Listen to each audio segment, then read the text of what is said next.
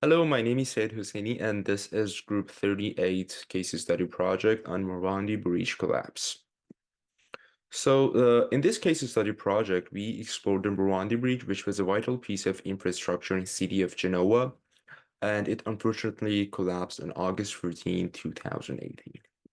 So this location was important for two reasons. The first reason was it was a transportation hub. It connected the A10 motorway with the city and served as a critical route for both local and international traffic.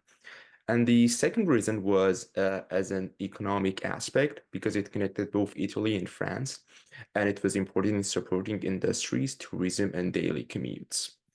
So the civil engineer who was in charge of this bridge design was Riccardo Morandi, and the bridge was built between 1963 and 1967. And one of the important thing about the structural design of this bridge was they used pre-stressed concrete to support the weight of the bridge and load. And one of the innovation was they encased the steel cables with concrete cables. And this was the first time doing this method in constructing a bridge. Factors leading to the collapse of the Morandi Bridge.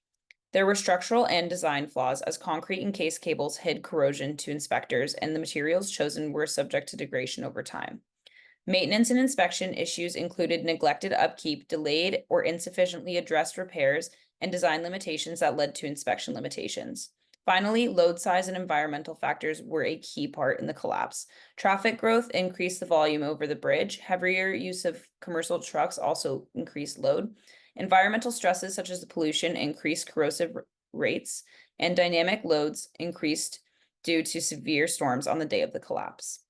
On August 14th, 2018, the bridge collapsed. Vehicles and parts of the bridge plunged into the Polcevera River. There were 43 deaths, several injuries, and many rescue operations. Infrastructure damage was insurmountable. Now on to the ENG analysis of the case. We first have the ethical issues, which is neglected maintenance, which breaches 72.A and B of the professional misconduct, and there's also problems with transparency and accountability, which is due to a lack of communication on the condition of the bridge, and also a favorability of the cost over the safety of the public. For some alternatives, we have immediate and enhanced maintenance, which aligns with regular and advanced inspections and also priority repairs.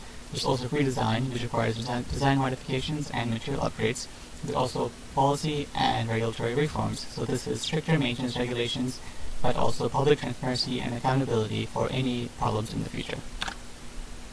To analyze these options, the first one has ethical duty and addresses public safety, and it can be implemented, just requires a higher economical commitment in the future. And for the second one, it will be easier maintenance and also lower long-term maintenance in the future, but it will be a really high initial cost to redesign the whole thing. For policy and regulatory reforms, it guarantees maintenance, safety issues are addressed, and promotes accountability, and will be a really robust and solid framework. It just requires some public support and some political support as well. When coming to a decision, we decided to mix our first two options, the immediate and enhanced maintenance and also the regulatory reforms. Since the bridge was already built, it would be much more of a hassle to rebuild it. But if these maintenance and regulatory reforms were in place, the collapse could have been avoided, we think. And this would have also avoided the breaching of the section 72.A and B of the professional misconduct. Legal analysis. So the legal concept this case will be primarily dealing with is tort of negligence. So tort of negligence was established from Donoghue versus Stevenson in 1932, which established the duty of care. So for the analysis, the plaintiffs in this case are going to be the victims who were injured or died and their families who suffered, as well as the business and property owners who had their property damaged from the bridge collapse. The defendants are going to be Autostrad, which is the company responsible for maintaining the bridge, as well as the engineers who designed the bridge. So the Autostrad and the engineers had clear duty of care when designing and maintaining the bridge. Multiple inspections of the bridge show that the bridge was wearing down, but Autostrad did nothing about the bridge. The engineers, however, they did notice and they informed the company. However, the company did absolutely nothing until it was too late. Because of this, the engineers, they did exercise their duty of care of making sure of informing the company of the flaws in the bridge, but Autostrad did nothing and failed to exercise their duty of care. Because of this, Autostrad will be found liable for the entirety of the damages and will be forced to pay a bunch of damages to all the victims of the bridge collapse. Okay, that is going to be it for our presentation. Here are references. Thank you for watching.